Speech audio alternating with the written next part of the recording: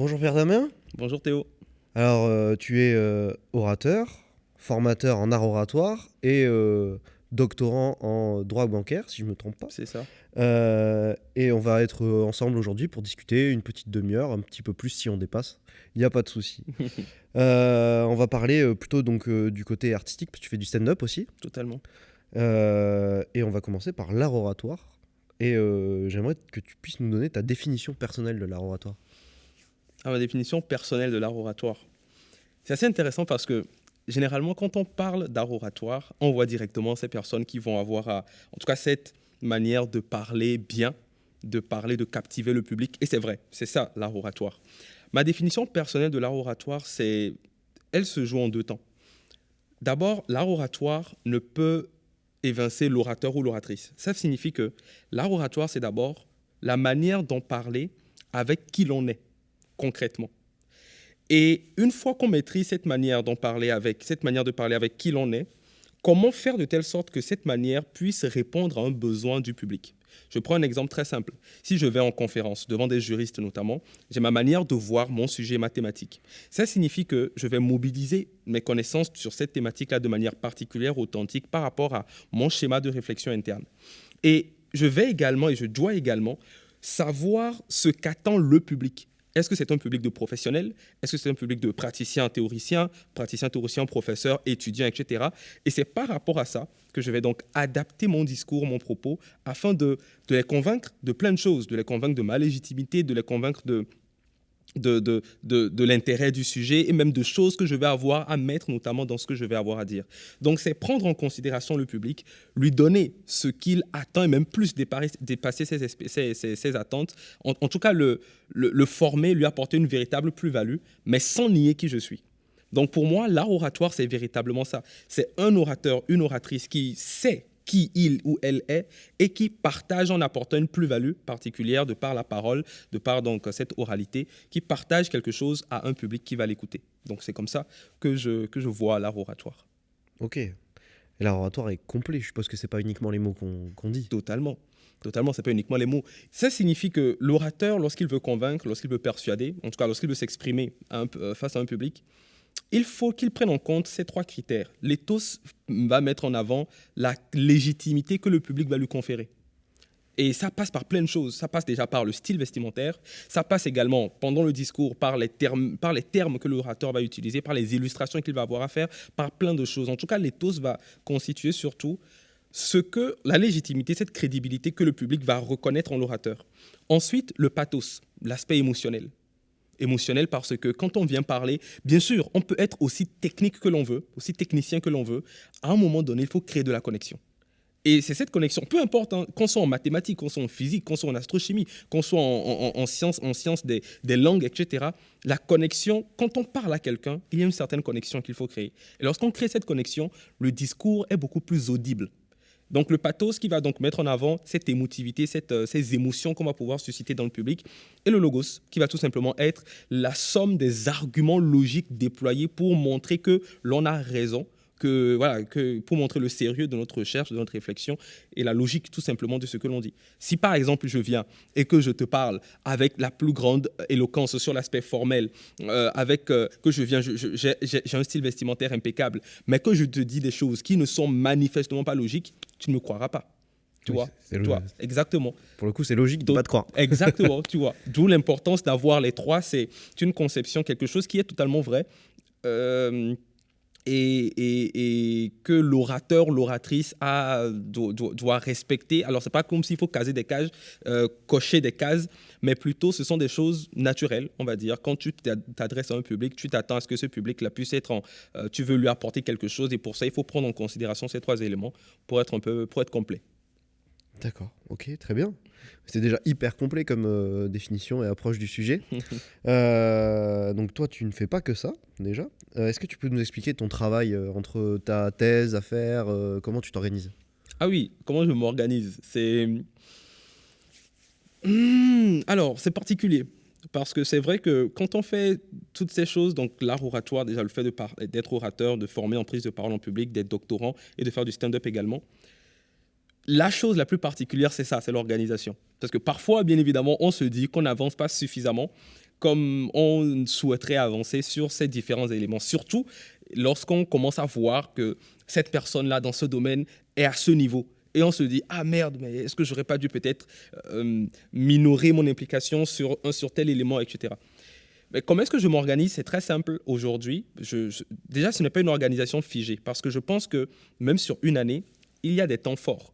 Il y a des fois où je vais être véritablement focus exclusivement sur ma thèse pendant un temps. Parfois où je vais être focus sur des spectacles de stand-up pendant un temps. Parfois où je vais être focus sur des formations que je vais avoir à faire, notamment quand on me sollicite dans une entreprise ou dans une université pendant un certain temps. Ça dépend. Et aujourd'hui, c'est ce que j'apprends à faire. J'apprends en tout cas à prioriser. Et c'est ça le secret de l'organisation, c'est toujours de prioriser. Mon objectif principal, c'est d'abord de finir ma thèse.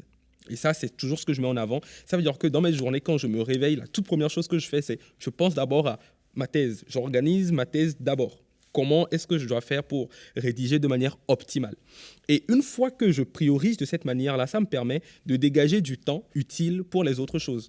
Et donc voilà, donc c'est à la fois reconnaître les temps, les moments forts dans une semaine, dans un mois, dans une journée, dans une période donnée, et prioriser par rapport à cela.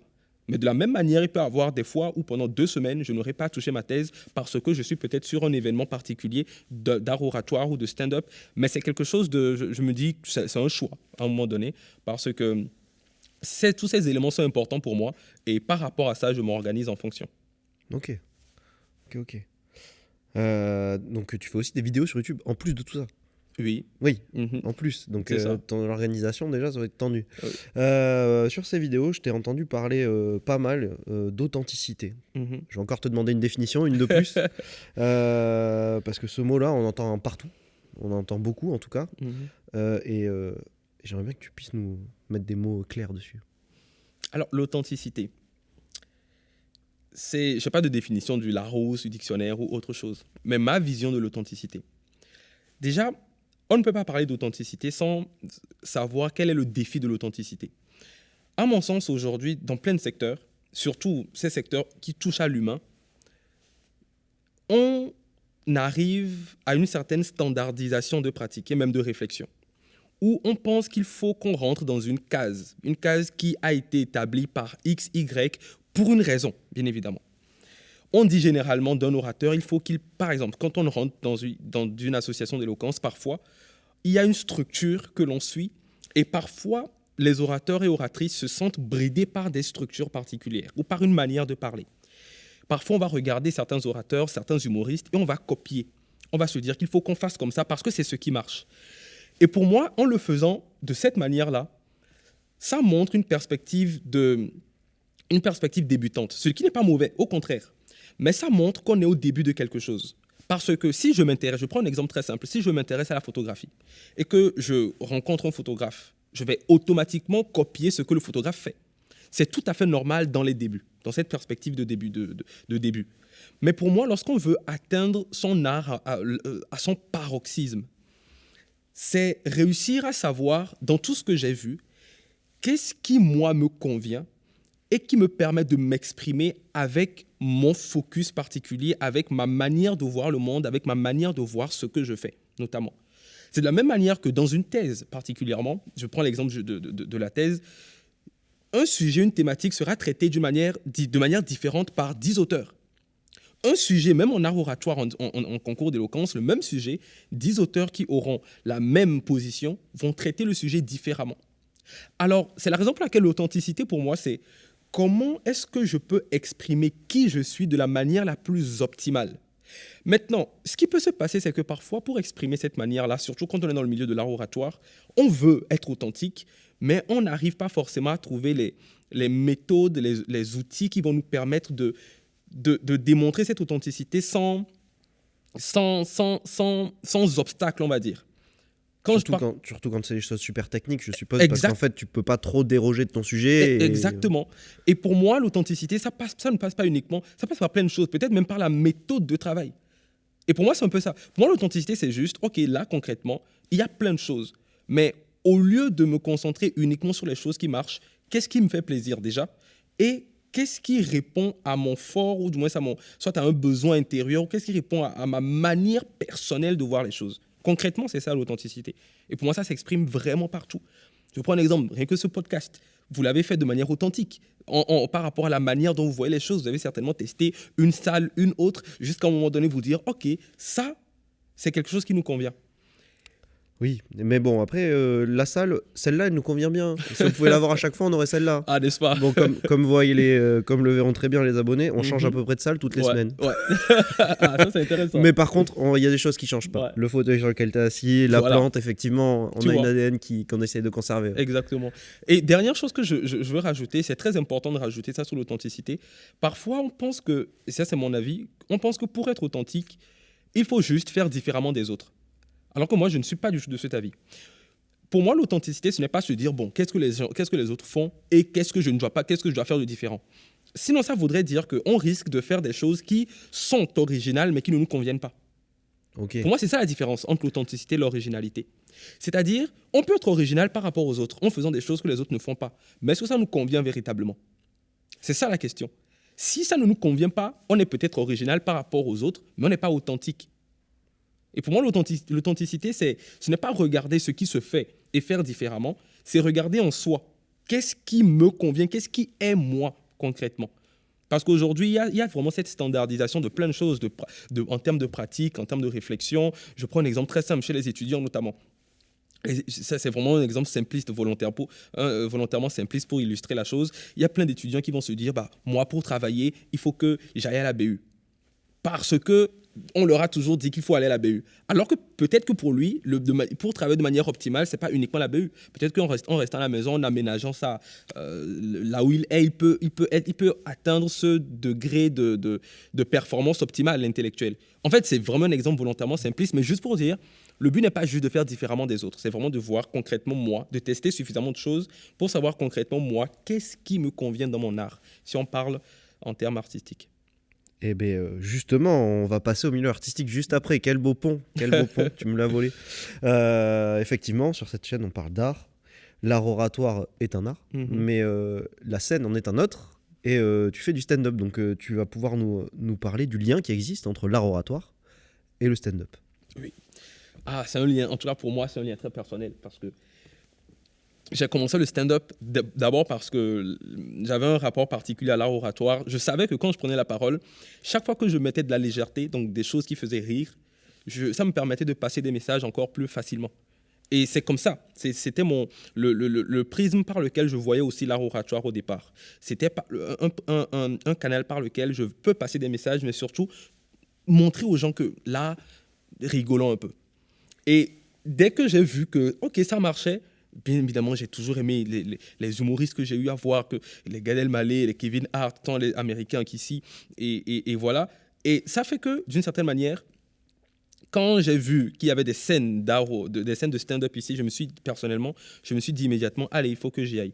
Et j'ai commencé à voir d'abord, mais vraiment d'abord à voir, avant de m'y lancer. Et quand je me suis lancé, bien évidemment, il y a tout un travail derrière.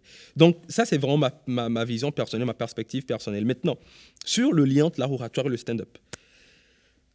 Un stand-upper est un orateur, parce qu'il parle. Déjà.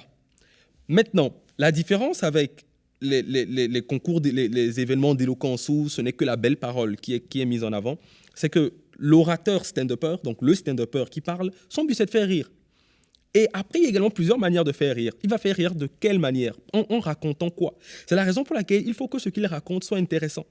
Il y a cette chose qui dit souvent en termes d'art oratoire que l'orateur convaincant doit d'abord être convaincu. Donc, le bon stand-upper, c'est celui qui fait rire parce que lui-même, ce qu'il raconte, ça l'intéresse et ça le fait rire. Ça le fait rire tout seul. Exactement. Il n'y a rien de plus drôle de voir un mec sur scène rigoler à ses propres blagues. Exactement. Et c'est là où tu sens la sincérité de la chose.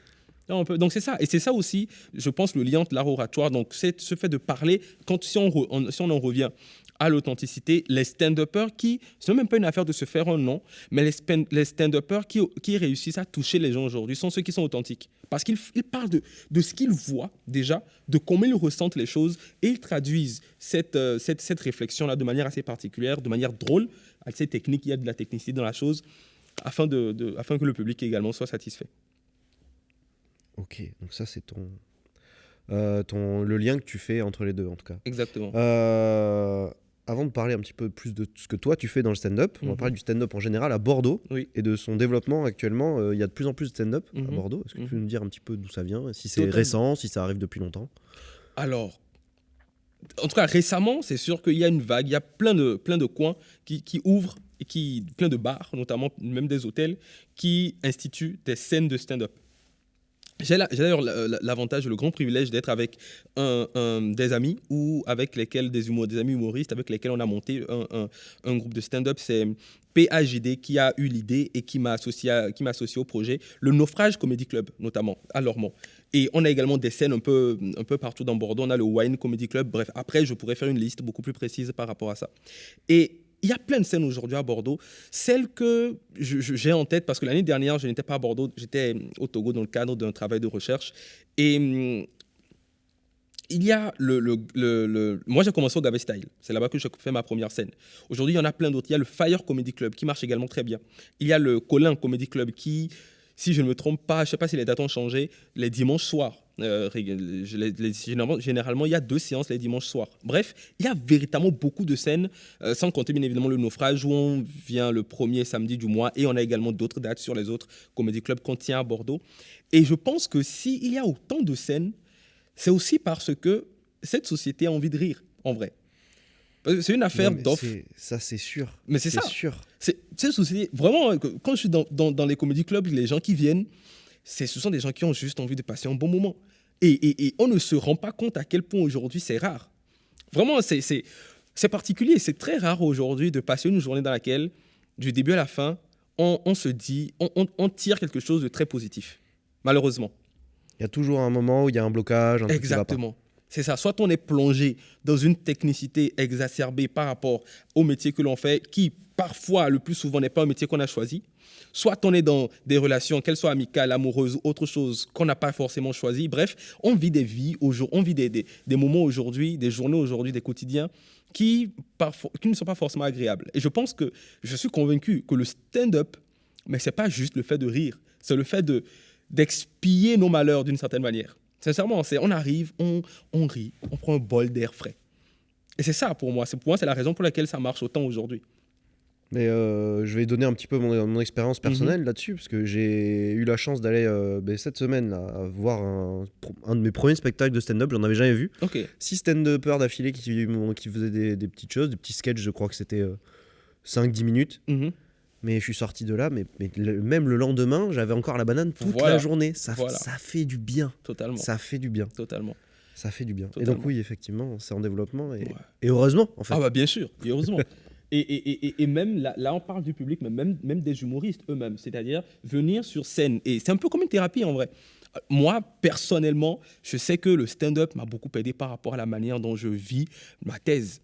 Parce que parfois, tu travailles pendant 1 semaine, 2 semaines, tu restes bloqué sur un grand A de ton chapitre et tu te dis, mais allez, quand tu vas au moins sur scène, tu prépares, déjà même la préparation est particulière, tu prépares sur des choses que tu aimes de manière véritablement ludique, tu arrives, tu vois les gens qui rient, bah c'est un bol d'air, c'est vraiment un bol d'air frais, ça te permet de respirer. Et ça me donne de l'allant dans ma thèse aussi. Parce que c'est cet équilibre mental qu'il y a. Et je pense que c'est vrai, c'est important d'avoir cet équilibre mental. On ne s'en rend pas compte suffisamment. Hein. Et même moi, au départ, je ne m'en rendais pas compte. Je pensais qu'il fallait forcément uniquement être dans la technicité à haute dose. Alors que sans équilibre, à un moment donné, on perd pied. Vraiment, c'est ça. Et je pense que c'est pour ça qu'aujourd'hui, tant les humoristes sont friands de scène, parce qu'ils savent qu'une fois qu'ils seront sur scène, non seulement c'est une thérapie, mais surtout une thérapie qui est partagée avec des gens qui, eux également, ont besoin de thérapie. Donc, en gros, c'est un peu comme, tu vois, les associations d'alcooliques anonymes, mais là, de dépressifs anonymes. J'allais le dire. Ouais. Il faut rire, là. Il faut y aller, il faut sortir, là. T'en as déjà cité quelques-uns, mais est-ce que tu aurais d'autres lieux à nous donner à Bordeaux ? À Bordeaux. Alors, à Bordeaux, donc j'ai cité le Naufrage Comedy Club, j'ai cité le Wine Comedy Club. En vrai, je vous recommande de vous abonner au Stand Up Bordeaux. Stand Up Bordeaux sur Instagram, où on liste c'est PHJD, un humoriste celui qui a été à l'origine du Naufrage Comedy Club, qui tient la page Instagram Stand Up Bordeaux, où il liste absolument tous les comedy clubs. Tous. Il les liste eux tous parce il y en a vraiment beaucoup. Il y a le Brio. Et en toute franchise, je ne saurais pas du tout citer tous les comédie clubs, mais sur Stand Up Bordeaux, vous avez la liste de tous les comédie clubs et surtout, vous avez les dates de passage. En gros, quand dans la semaine, est-ce qu'il y a des humoristes qui y passent, comment ça se passe, qu'est-ce qu'il faut, est-ce que il faut payer avant, le paiement se fait au chapeau, etc. Toutes les informations. Stand Up Bordeaux. Ben voilà. Pour ceux qui veulent prendre un bol d'air frais, Stand Up Bordeaux. Exactement. Et on va prendre un bol d'air frais. Totalement. C'est tous ces stand-up, chaque personne qui passe est différente, chaque personne fait un sketch authentique, qui le fait rire lui-même, raconte pas forcément la même histoire. Est-ce qu'ils ont quand même tous une base commune sur la base de travail peut-être, d'après toi? Oui. Je dis oui, oui, totalement. Je pense que la première base commune qu'ont tous les stand-uppers, c'est le fait de poser un regard sur quelque chose qui semble anodin. C'est vraiment ça. Le fait de poser un regard sur... Il y a plusieurs types, plusieurs choses dont on peut parler. Soit de notre vie personnelle, soit des choses qui se passent en général dans la vie. Et pour moi, le stand-upper, c'est quelqu'un qui réussit à voir ce qui se passe normalement, mais à poser un regard particulier. À montrer à quel point... Je prends un exemple. Quand tu vois Farid dans ses spectacles, par exemple, il parle généralement de la vie de couple. En tout cas, ses derniers spectacles, il parle de la vie de couple. Ce sont des choses que tout le monde vit. Mais personne n'a réussi à tirer la quintessence humoristique de la chose comme lui.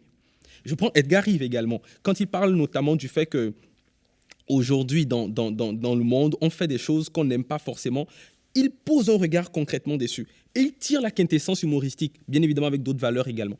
Et pour moi, c'est ça que l'humoriste fait généralement. C'est qu'il se pose et il se dit, mais ça, c'est particulier. Peut-être qu'on a tous accepté, mais je pose mon regard sur ça. Il y a plein de choses parfois. Il y a des gens qui font des blagues sur absolument tout. Quand Gad Elmaleh faisait des blagues sur le fait d'aller à Ikea, par exemple, mais personne ne va se dire que c'est particulièrement drôle. Donc je pense que c'est le propre véritable de l'humoriste, c'est de poser ce regard-là sur quelque chose qui semble être commun, mais qui n'est pas encore vu sous le prisme humoristique. Et c'est ça aussi qui fait rire. C'est qu'une fois que je lance la blague, les gens se disent « Ah, mais c'est vrai que je vis ça, mais jamais je ne l'avais vu de cette manière-là. » La prochaine fois qu'il va aller à Ikea, il va rigoler. Exactement. Et donc, il y a bien évidemment le fait de poser un regard. Et l'autre chose qui est l'introspection. Et je pense que ça aussi, c'est aussi une forme... Alors, les deux formes sont authentiques. Le fait de parler d'une situation dans la société ou le fait de parler de soi, les deux sont authentiques parce qu'on parle d'une situation de manière authentique avec qui l'on est, avec ce que l'on voit, avec notre regard. Et on parle de nous également de manière authentique parce que 10 000 personnes vont parler différemment de nous. Et je pense que l'autre chose qui marche très bien également, c'est de parler de nous. En vrai. Et on a tellement des vies différentes que, pardon, moi, je fais une thèse. Et quand je fais des blagues, je parle d'abord de ça. Je montre à quel point, déjà, pourquoi est-ce que je fais du stand-up? Parce que, je prends cet exemple-là, j'explique pourquoi, en principe, en faisant une thèse, on sait qu'on se dit qu'on a un avenir qui est pavé on n'aura pas de problème, sur plein d'aspects. On nous vend monts et merveilles. Exactement. Jusqu'au jour où moi, je vais sur LinkedIn, histoire vraie, je vais sur LinkedIn et je vois la publication d'un docteur en droit, c'est-à-dire de quelqu'un qui a le diplôme pour lequel je me bats jours et nuits. Et la publication dit « Je suis à la recherche d'un stage ». Ah oui, un stage. Un stage. C'est pas qu'il cherche des stagiaires, c'est qu'il recherche un stage pour lui. Ah oui. Tu vois, à partir de là, tu te rends compte que, en vrai, ce que tu es en train de faire, il faut barricader. Pas que c'est mauvais, mais qu'il faut barricader, il faut véritablement savoir valoriser la thèse et ne pas juste faire une thèse pour une thèse, mais savoir mettre les choses autour afin de pouvoir en tirer une véritable valeur. Donc ça, par exemple, j'en parle en humour. Pourquoi? Parce que c'est ma vie. C'est la manière dont je vois la chose. Tu vois un peu, donc c'est un peu ça aussi. C'est quand on fait cette introspection, quand on parle de soi, et tout en montrant également les choses qui font rire, donc c'est pour ça que l'autodérision marche bien, parce que ça montre aux gens que c'est pas qu'on ne se prend pas au sérieux, c'est juste qu'on sait que parfois les mauvaises passent dans nos vies, ce n'est pas ce qui nous caractérise. Mais le fait qu'on puisse en rigoler, ça montre que en vrai, c'est juste une vie, quoi. Et on a tous une vie, on a tous des moments qui se passent et puis on avance. Exactement. Demain est un autre jour, on peut rigoler de ce qui s'est passé hier. Totalement. Et ça ne veut pas dire forcément que, parce que j'ai vu ça, c'est dire que je suis effrayé, que je pense ou que je dis que la thèse n'est pas du tout quelque chose d'efficace. Au contraire, ça veut juste dire que c'est drôle quand même de se dire que tu vas faire 7 ans, 8 ans pour après. Tu cherches un stage. Non, mais franchement, Seigneur, épargne-moi de cette réalité. Mais voilà, c'est un peu ça. Donc tu choisis tes sujets en fonction de ta vie et de tout ça. Et C'est comment ça. tu travailles derrière pour créer ces shows de stand-up? Hum, pour créer ces shows de stand-up, c'est... Alors, sur la manière structurelle, pour moi, c'est d'abord le... Il y a plusieurs choses qui marchent que moi j'ai eu à tester.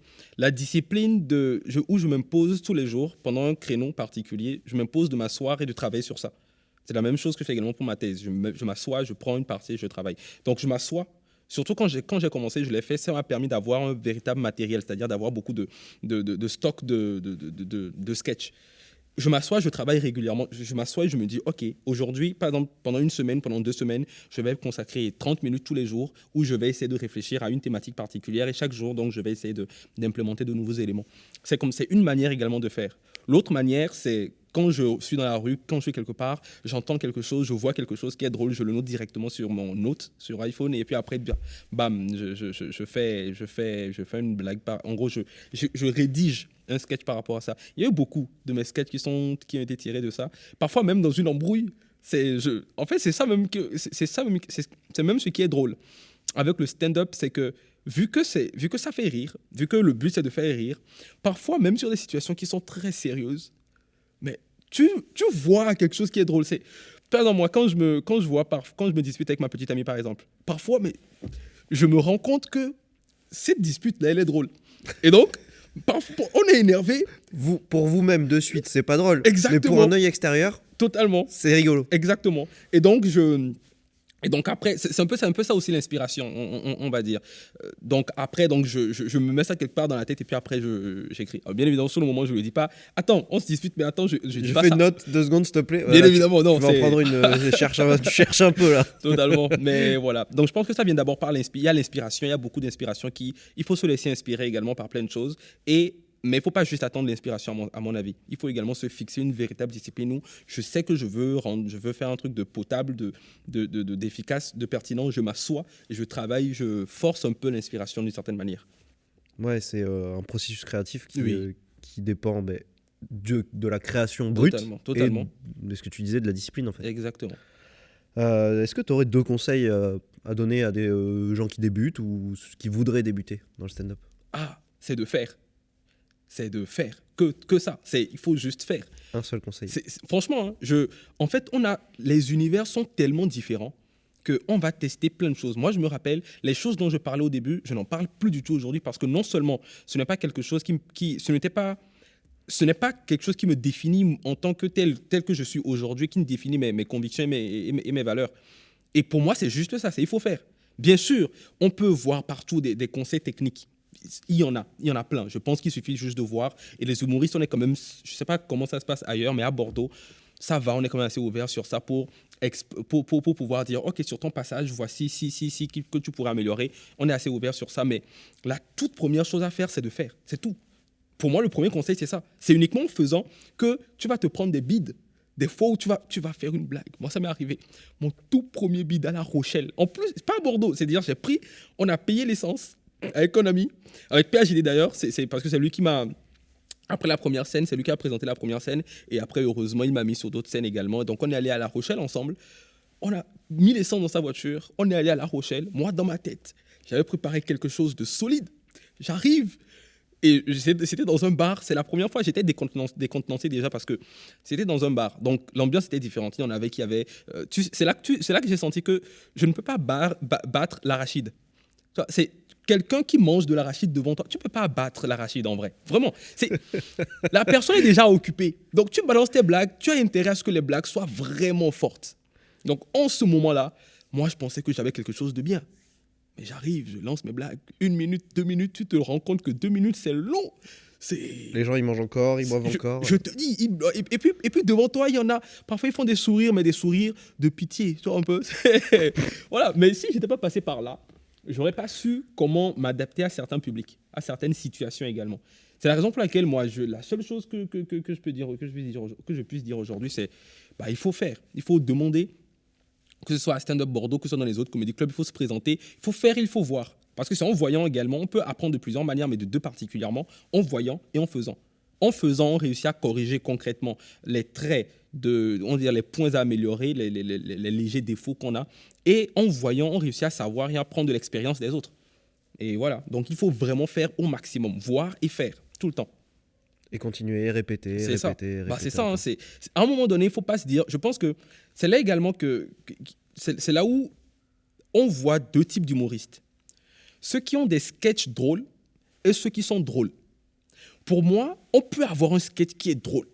Tu peux passer même une année, travailler sur un sketch qui est parfaitement drôle. Partout où tu passes, le sketch, il est drôle. Mais pour moi, l'humoriste, c'est quelqu'un qui réussit à travailler sa drôlerie. Ça signifie que, oui, j'ai un sketch drôle, mais je travaille suffisamment ma drôlerie pour que, même sans ce sketch-là, je puisse aussi être drôle. Et pour moi, c'est ça. C'est-à-dire, parfois, il ne faut pas juste se limiter à un seul sketch. Mais il faut aussi se dire, OK, je prends un exemple très simple, je prends le micro. Je travaille sur le micro, je vois qu'est-ce que je peux dire, notamment sur ça. Je prends ce qui se passe dans la société. J'essaie de voir concrètement, de tirer la drôlerie de certaines situations qui semblent anodines. En improvisation, en fait. Totalement, ça peut être en improvisation et même de manière écrite en vrai, parce qu'on n'a pas tous le même rapport à l'improvisation, même si ça se travaille concrètement, tant en art oratoire que dans le milieu du stand-up. Et pour moi, c'est ça. Il faut avoir, bien évidemment, on a un sketch, c'est bien d'avoir des sketchs qui soient déjà testés. Comme ça, si on t'appelle quelque part, tu sais que tu le déploies. Mais c'est bien également de travailler. Si on s'attache trop au sketch, parfois, il y a des lieux dans lesquels ce sketch-là n'aura pas le même effet. Mais oui, tu en parlais au début, quand tu réfléchis sur l'art oratoire et que tu fais quelque chose, tu vérifies quel public tu vas présenter ton sujet. Totalement. Donc c'est la même chose devant un sketch. Exactement. En fait. J'en parle, je te donne un exemple, parce que j'ai eu le privilège de faire le Mon Premier Montreux, c'est le concours du Mon Premier Montreux en Afrique, et je suis allé en finale par rapport à ça, dans ce concours. C'était l'année dernière. Et c'était très drôle parce que c'est là où tu vois la différence entre le sketch drôle et la drôlerie. J'avais déjà mon matériel d'ici, qui marchait très bien. Quand j'étais dans les comédie clubs ici, 10 minutes, ça marche. 10, 12 minutes, ça marche. Et j'arrive au Togo. Bien évidemment, au départ, c'était dans le cadre de ma thèse. Et bien évidemment, vu que j'aime le stand-up et que je suis humoriste, j'ai directement contacté les humoristes du coin. Et qu'est-ce que j'ai fait de septembre à décembre? J'ai juste vu. Juste regardé. J'ai essayé de voir concrètement qu'est-ce qui faisait rire le public togolais. D'abord, j'ai regardé, j'ai essayé de voir. Et c'est ce qui m'a permis en décembre de faire un comédie club dans lequel j'étais drôle. Et je ne pouvais pas venir avec des blagues d'ici. C'est pas le même humour. C'est pas le même humour. Ce n'est pas le même public, ce ne sont pas les mêmes besoins, notamment. Et donc ça fait que, déjà, ça m'a permis, quand j'ai postulé quand j'ai fait la présélection pour Mon Premier Montreux, présélection que j'ai eu à faire en Côte d'Ivoire en mars. Exactement, c'était en mars. Quand j'ai fait la présélection en Côte d'Ivoire, là, j'ai également su, parce que j'étais passé par le public togolais, j'ai également su adapter la chose au contexte africain. Et ça, déjà, c'est ça qui a fait la différence aussi. Et en demi-finale, mais tout en gardant l'authenticité. C'est pas juste que je viens dire des choses. Non, je parle toujours de ma thèse, notamment. Je parle toujours tel que je parle, avec une certaine éloquence qui m'est propre. Et ça, c'est ça qui fait mon authenticité également. C'est ce qui fait que quand on m'écoute aujourd'hui, on se dit que c'est PDF. En gros, c'est mon nom de scène, Pierre Daniel Fougou, contracté PDF. Et en gros, comme on le disait par rapport au public, c'est ça, c'est par rapport à la manière de travailler, c'est oui, on a des sketchs, mais on ne sait tellement pas où est-ce qu'on va jouer demain, qu'il est essentiel de travailler sa drôlerie, de travailler le fait de pouvoir trouver drôle certaines choses et de pouvoir peaufiner cette drôlerie-là, de telle sorte qu'on puisse être suffisamment bon quand on essaie de parler à des publics différents. Ok, c'est hyper intéressant. On arrive sur la fin du podcast. Il me reste 2 questions à te poser. Ok. Ah, c'est passé vite. Hein, oui, franchement. Je pense qu'on tient largement les 30 minutes. Hein. Ok. J'espère que je parle pas trop parce que, en même temps, en tant que je. C'est parfait. Okay. On est là pour ça. Ouais, parce que j'aime trop parler. Si on m'arrête pas, on risque de finir demain. Donc. Alors, déjà, qu'est-ce qu'on peut te souhaiter pour la suite? Bon. Réussir ta thèse, déjà, je suppose. Oui, on va commencer par ça. Oui, réussir ma thèse. Et pas juste, parce que mon but, c'est pas juste de finir la thèse. Ce serait trop. Mon but, c'est de faire une très bonne thèse, pas juste faire une thèse. Pas chercher un stage après, quoi. Exactement. C'est pas juste. Je ne veux pas que ma thèse soit une thèse qui soit mise dans les bibliothèques et qui prenne la poussière. Non. C'est la raison pour laquelle également, et c'est un conseil que je donne d'ailleurs à toutes les personnes qui vont se lancer en thèse, faites une thèse par rapport à quelque chose qui va vous intéresser, à un sujet que vous que vous estimez important pour vous et qui va répondre à une cause particulière. Moi, je travaille sur la monnaie électronique par rapport à tout ce qui va concerner l'inclusion financière des pays africains, en me référant bien évidemment à la manière, au procédé de monnaie électronique en Europe. Et donc, j'essaie de faire non seulement une analyse comparative des deux et montrer les particularités de l'espace africain pour voir comment concrètement est-ce qu'on peut avoir une monnaie électronique efficace, qui est sécure, qui apporte une véritable sécurité tant aux populations qu'aux agents économiques. Donc ça, c'est quelque chose que je fais parce que j'aime le milieu financier. Et c'est parce que j'aime que je le fais. Si je n'aimais pas, il y a longtemps que je pense que je ne serais plus en thèse, en toute franchise. Et voilà, donc en toute franchise, donc déjà il faut aimer. Et finir, c'est la raison pour laquelle je disais, parce que j'aime, je fais absolument tout ce qu'il faut pour faire une très bonne thèse, pour faire une thèse excellente. Mais c'est parce que j'aime. Sinon, ce serait comme si c'est juste une thèse, donc je finis et puis voilà. Non, c'est parce que j'aime ma thèse que je fais absolument tout. C'est pour ça que j'ai fait un voyage de pratiquement une année au Togo, en Côte d'Ivoire et grâce au stand-up après ailleurs. Mais en gros, au Togo, en Côte d'Ivoire particulièrement, pour me renseigner sur la documentation africaine par rapport à la monnaie électronique et à la sphère financière et bancaire notamment. C'est parce que j'aime. Si je n'aimais pas, je me serais contenté de la théorie, d'une simple théorie, alors que c'est différent. Donc bref, oui, finir la thèse, la finir très bien. Tu vises la finir dans combien de temps? Ça fait combien de temps que tu es dessus d'ailleurs? Là, je suis dans ma 5e année de thèse. 5e année. Exactement. Voilà, donc c'est une longue thèse en plus. Et anecdote, quand j'ai commencé, j'avais dit à ma directrice de thèse, et j'aime me fixer des objectifs, et quand je les fixe, j'y crois foncièrement. J'avais dit à ma directrice de thèse, et à qui voulait l'entendre, même au chat du quartier, que je finirais ma thèse en 3 ans. Tous mes amis, moi je leur disais, non, il y en a qui ont fini leur thèse en 5 ans, en 6 ans, 8 ans. Moi je finis ma thèse en 3 ans. Puis au fur et à mesure, j'ai vu que, en vrai, franchement, 3 ans c'est long, hein, faudrait décaler un peu, sinon. Donc ouais, mais après c'est ça. C'est juste pour dire, c'est aussi ça la vie, c'est aussi apprendre qu'on se fixe des objectifs, mais tant qu'on continue de faire les choses qu'on estime bien pour les objectifs que l'on se fixe, le temps après, ça peut prendre moins de temps ou plus de temps, mais après il faut juste être authentique, être soi-même, parce que si je devais juste me concentrer sur la thèse et exclusivement sur la thèse, déjà la situation elle est particulière par rapport à la catégorie de doctorant à laquelle j'appartiens, mais en plus ça aurait fait que je ne ferais pas de l'art oratoire.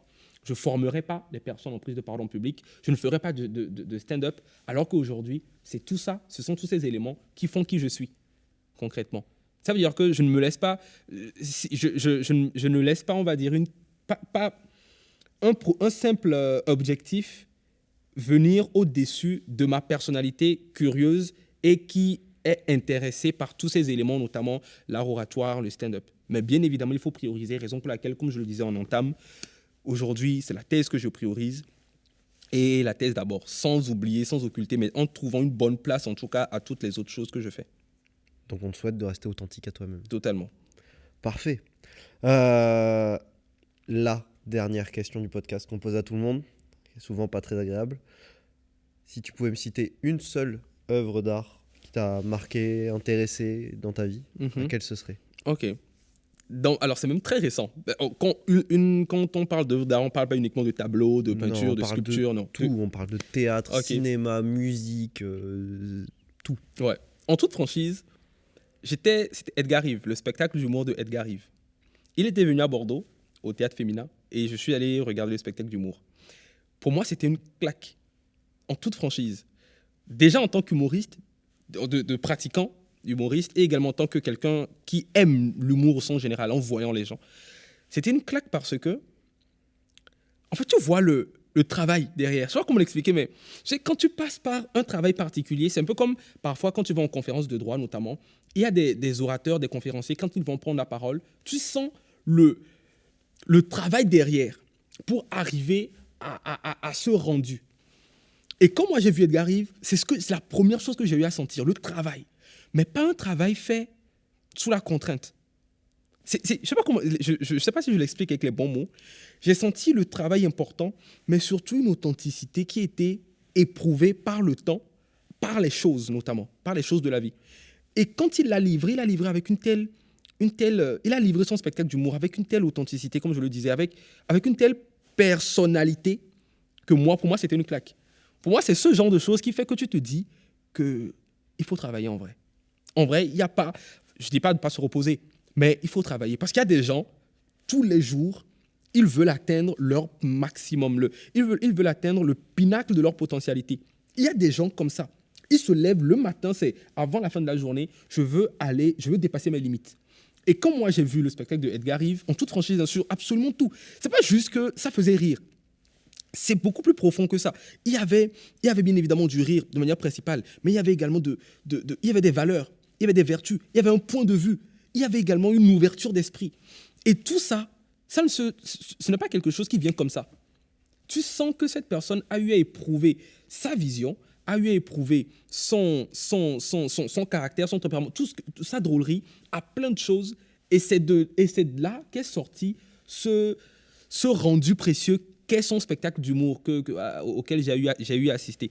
Et pour moi, parce que moi, je le vois déjà j'adhère à plein de choses qu'il dit sur YouTube. En gros, je le vois un peu sur les réseaux sociaux. Mais là, avoir vu son spectacle, avoir vu concrètement le rendu de son travail, je me dis, franchement, pour moi, c'est l'œuvre d'art qui, aujourd'hui, que moi, j'érige en œuvre d'art la plus impactante pour moi, concrètement. Et j'en parle parce que ça ne m'a pas juste donné envie d'être meilleur en humour, mais sur tous les autres plans. Tant en art oratoire, en formation, de la manière dont je forme les personnes, je me dis, il faut que j'aille sur la recherche de mon authenticité véritablement encore plus propre et comment est-ce que je peux apporter cette plus-value-là, et même sur la thèse notamment, pour ne pas juste... Ça m'a vraiment apporté sur plein d'aspects, pas uniquement sur l'aspect humoristique aussi, mais également sur les autres. Et pour moi, c'est ça, une œuvre d'art. C'est une œuvre d'art qui te chamboule en ton fort intérieur. Et c'est pour ça que je m'en rappelle et que je pense que je m'en rappellerai toujours. Mais c'est exactement ce qu'on voulait entendre. C'est parfait. Et merci pour tout. Merci à toi, Théo. Et on se dit à bientôt. À bientôt. Et merci à Emeract Emeract de m'avoir accueilli ici. C'était un plaisir d'avoir pu déjà parler, parce que, comme tu l'as remarqué, j'aime beaucoup parler, et d'avoir pu partager ma légère expérience sur tout ce que je sais. Et c'était un plaisir de t'accueillir. Merci.